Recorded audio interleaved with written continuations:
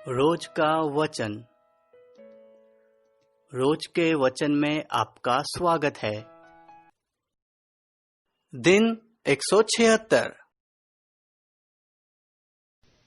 और सुलेमान का पुत्र रहूबियाम यहूदा में राज्य करने लगा। रहूबियाम 41 वर्ष का होकर राज्य करने लगा और यरूशलेम, जिसको यहोवा ने सारे इस्राएली गोत्रों में से अपना नाम रखने के लिए चुन लिया था, उस नगर में वह 17 वर्ष तक राज्य करता रहा। और उसकी माता का नाम नामा था, जो अम्मोनी स्त्री थी। और यहूदी लोग वह करने लगे जो यहोवा की दृष्टि में बुरा है, और अपने पुरखाओं से भी अधिक पाप करके उसकी जलन भड़काई। उन्होंने तो सब ऊंचे टीलों पर, सब हरे वृक्षों के तले, ऊंचे स्थान और लाठे और अशेरा नाम मूर्तें बना ली।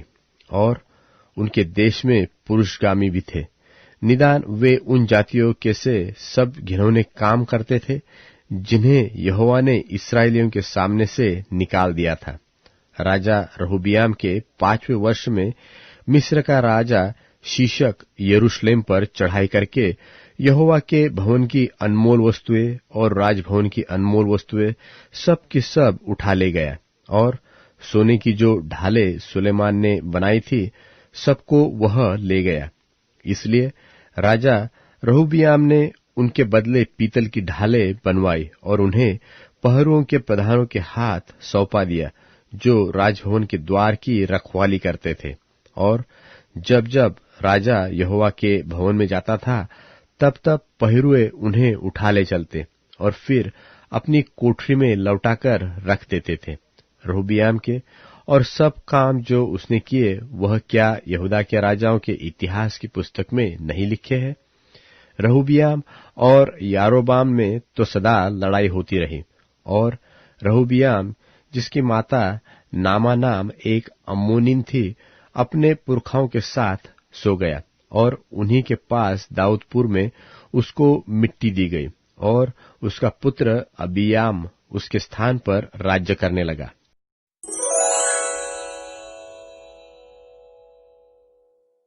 राजाओं का वृत्तांत पहला भाग अध्याय 15। राजाओं का वृत्तांत पहला भाग अध्याय 15। अबियाम का राज्य। नाबात के पुत्र यारोबाम के राज्य के 18वें वर्ष में अबियाम यहूदा पर राज्य करने लगा और वह 3 वर्ष तक यरूशलेम में राज्य करता रहा। उसकी माता का नाम माका था, जो अबशालोम की पुत्री थी। वह वैसे ही पापों की लीक पर चलता रहा जैसे उसके पिता ने उसके पहले किए थे, और उसका मन अपने परमेश्वर यहोवा की ओर अपने परदादा दाऊद की नाई पूरी रीति से सिद्ध न था। तो भी दाऊद के कारण उसके परमेश्वर यहोवा ने यरूशलेम में उसे एक दीपक दिया, अर्थात उसके पुत्र को उसके बाद ठहराया और यरूशलेम को बनाए रखा, क्योंकि दाऊद वह किया करता था जो यहोवा की दृष्टि में ठीक था, और हित्ती उरिय्याह की बात के सिवाय और किसी बात में यहोवा की किसी आज्ञा से जीवन भर कभी न मुड़ा। रहूबियाम के जीवन भर तो उसके और यारोबाम के बीच लड़ाई होती रही। अबिय्याह के और सब काम जो उसने किए, क्या वे यहूदा के राजाओं के इतिहास की पुस्तक में नहीं लिखे हैं? और अबियाम की यारोबाम के साथ लड़ाई होती रही। निदान अबियाम अपने पुरखाओं के संग सोया और उसको दाऊदपुर में मिट्टी दी गई, और उसका पुत्र आसा उसके स्थान पर राज्य करने लगा। आसा का राज्य। इस्राएल के राजा यारोबाम के 20वें वर्ष में आसा यहूदा पर राज्य करने लगा और यरूशलेम में 41 वर्ष तक राज्य करता रहा। और उसकी माता अबशालोम की पुत्री माका थी।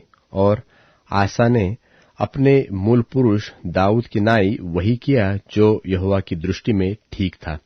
उसने तो पुरुषगामियों को देश से निकाल दिया, और जितनी मूर्तें उसके पुरखाओं ने बनाई थी, उन सबों को उसने दूर कर दिया।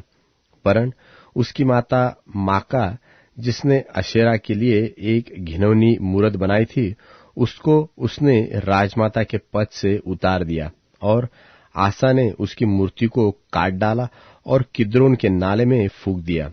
परंतु ऊंचे स्थान तो ढाए न गए, तो भी आसा का मन जीवन भर यहोवा की ओर पूरी रीति से लगा रहा, और जो सोना चांदी और पात्र उसके पिता ने अर्पण किए थे और जो उसने स्वयं अर्पण किए थे, उन सबों को उसने यहोवा के भवन में पहुंचा दिया।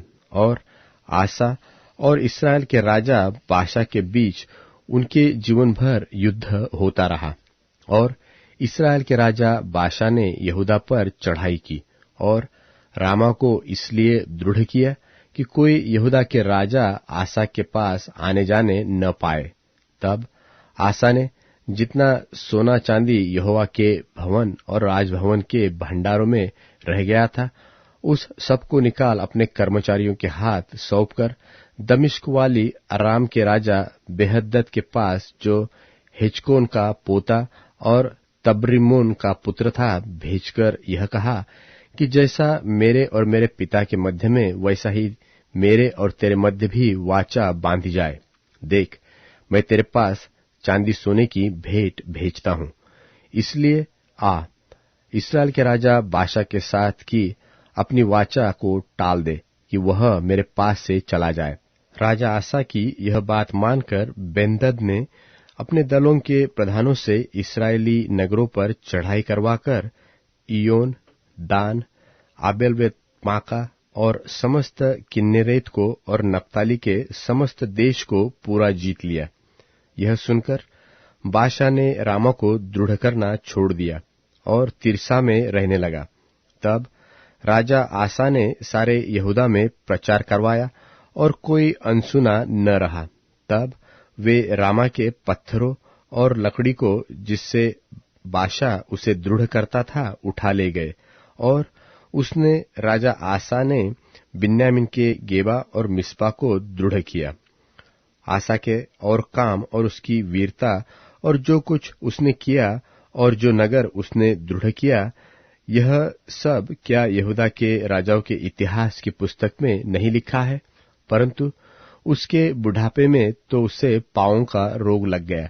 निदान आसा अपने पुरखाओं के संग सो गया, और उसे उसके मूल पुरुष दाऊद के नगर में उन्हीं के पास मिट्टी दी गई, और उसका पुत्र यहोशापात उसके स्थान पर राज्य करने लगा। नादाब का राज्य। यहूदा के राजा आसा के दूसरे वर्ष में यारोबाम का पुत्र नादाब इस्राएल पर राज्य करने लगा और 2 वर्ष तक राज्य करता रहा। उसने वह काम किया जो यहोवा की दृष्टि में बुरा था, और अपने पिता के मार्ग पर वही पाप करता हुआ चलता रहा जो उसने इस्राएल से करवाया था। नादाब सब इस्राएल समेत पलिश्तियों के देश के गिब्बतोन नगर को घेरे था, और इस्साकार के गोत्र के अहिय्याह के पुत्र बाशा ने उसके विरुद्ध राजद्रोह की गोष्ठी करके गिब्बतोन के पास उसको मार डाला। और यहूदा के राजा आसा के तीसरे वर्ष में बाशा ने नादाब को मार डाला और उसके स्थान पर राजा बन गया। राजा होते ही बाशा ने यारोबाम के समस्त घराने को मार डाला। उसने यारोबाम के वंश को यहाँ तक नष्ट किया कि एक भी जीवित न रहा। यह सब यहोवा के उस वचन के अनुसार हुआ था जो उसने अपने दास शिलोवासी अहिय्याह से कहवाया था। यह इस कारण हुआ कि यारोबाम ने स्वयं पाप किए और इस्राएल से भी करवाए थे, और उसने इस्राएल के परमेश्वर यहोवा को क्रोधित किया था। नादाब के और सब काम जो उसने किए, वह क्या इस्राएल के राजाओं के इतिहास की पुस्तक में नहीं लिखे हैं? आसा और इस्राएल के राजा बाशा के मध्य में तो उनके जीवन भर युद्ध होता रहा। बाशा का राज्य। यहूदा के राजा आसा के तीसरे वर्ष में अहिय्याह का पुत्र बाशा तिरसा में समस्त इस्राएल पर राज्य करने लगा और 24 वर्ष तक राज्य करता रहा। और उसने वह किया जो यहोवा की दृष्टि में बुरा था, और यारोबाम के मार्ग पर वही पाप करता रहा जिसे उसने इस्राएल से करवाया था।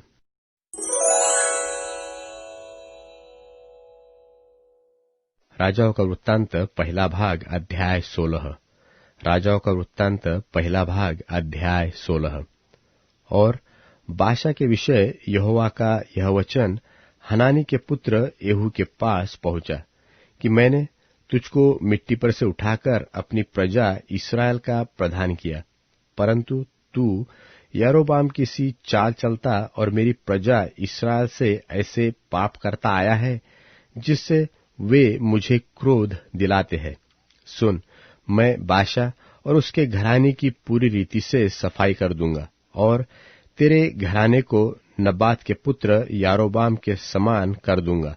बाशा के घर का जो कोई नगर में मर जाए उसको कुत्ते खा जाएंगे, और उसका जो कोई मैदान में मर जाए उसको आकाश के पक्षी खा डालेंगे। बाशा के और सब काम जो उसने किए और उसकी वीरता, यह सब क्या इस्राएल के राजाओं के इतिहास की पुस्तक में नहीं लिखा है?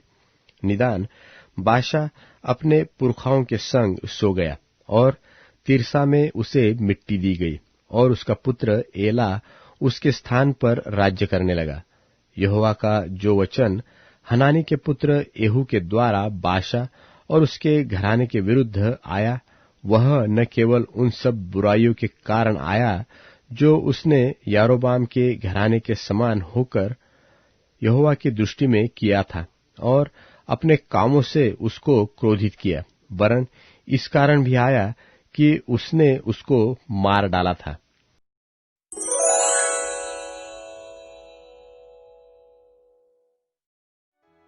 जब हम प्रार्थना के लिए जा रहे थे, हमारी मुलाकात एक ऐसी गुलाम लड़की से हुई जो भविष्य बताने वाली आत्मा से ग्रसित थी।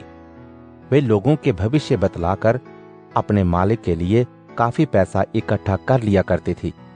हमारे पीछे चिल्लाते हुए ये लड़की ये कहती थी, ये लोग महान परमेश्वर के सेवक हैं जो हमें मुक्ति का रास्ता बतलाते हैं। वह बहुत समय तक ऐसा करती रही। पौलुस ने बहुत दुखी होकर उसकी तरफ मुड़कर उस आत्मा से कहा, यीशु मसीह के नाम से मैं तुम्हें हुक्म देता हूँ, उसके भीतर से निकल आओ। उसी क्षण वे आत्मा उसमें से निकल आई।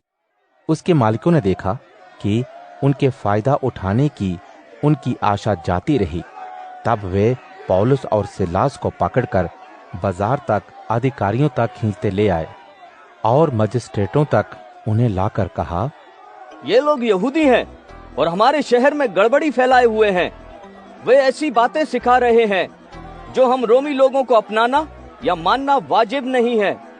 भीड़ उनके खिलाफ उठ खड़ी हुई और मजिस्ट्रेट ने उनके कपड़े फाड़े और उनकी पिटाई की।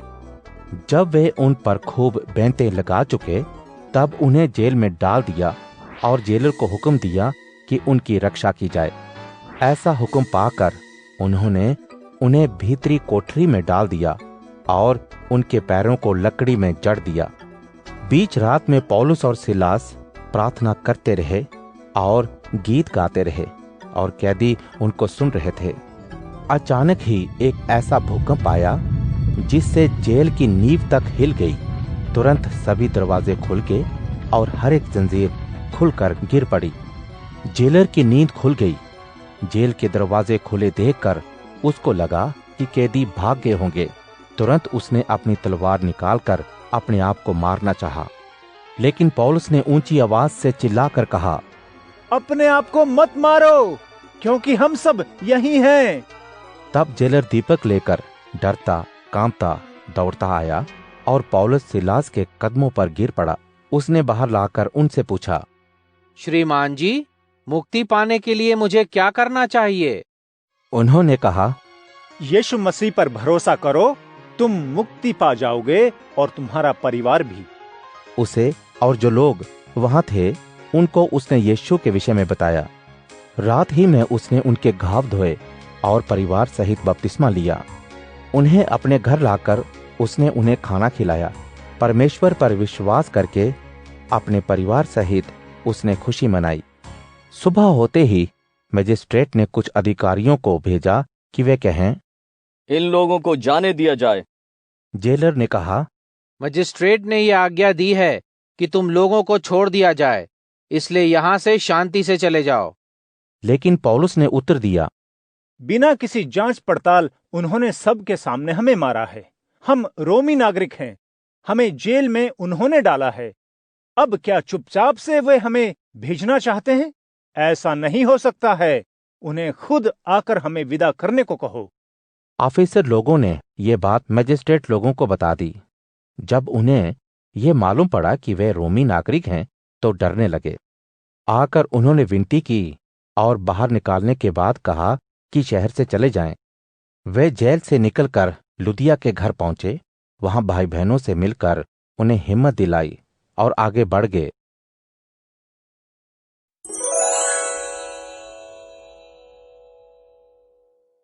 जिस मनुष्य में समझ नहीं है वह मूर्खता को ही आनंद समझता है, किंतु समझदार व्यक्ति सत्य मार्ग पर चलता है। बिना उचित सलाह के योजनाएं विफल हो जाती हैं, किंतु यदि योजना में अनेक बुद्धिमानों की सम्मति प्राप्त हो तो वह सफल हो जाती है। समय पर उपयुक्त उत्तर देना मनुष्य को आनंद प्रदान करता है। अवसर पर कही गई बात कितनी भली होती है। बुद्धिमान का मार्ग उसको जीवन की ओर ऊर्ध्व लोक में ले जाता है और वह अधोलोक में जाने से बच जाता है। प्रभु दुर्जन का मकान तहस नहस कर देता है, किंतु वह विधवा की संपत्ति की रक्षा करता है। प्रभु दुर्जन के विचारों से घृणा करता है, किंतु शुद्ध हृदय वाले व्यक्ति के वचन से उसे प्रसन्नता होती है। धन का लोभी मनुष्य जो अन्याय से धन कमाता है अपने परिवार को संकट में डालता है, पर घूस से घृणा करने वाला व्यक्ति जीवित रहेगा। उत्तर देने के पूर्व धार्मिक मनुष्य अपने मन में विचार करता है, किंतु दुर्जन का मुंह बुरी बातें ही उगलता रहता है। प्रभु धार्मिक व्यक्ति की प्रार्थना सुनता है, पर वह दुर्जन की ओर ध्यान नहीं देता। संदेश वाहक की आंखों की चमक से हृदय भी आनंदित होता है। सुखद समाचार सुनकर हड्डियों में जान आ जाती है।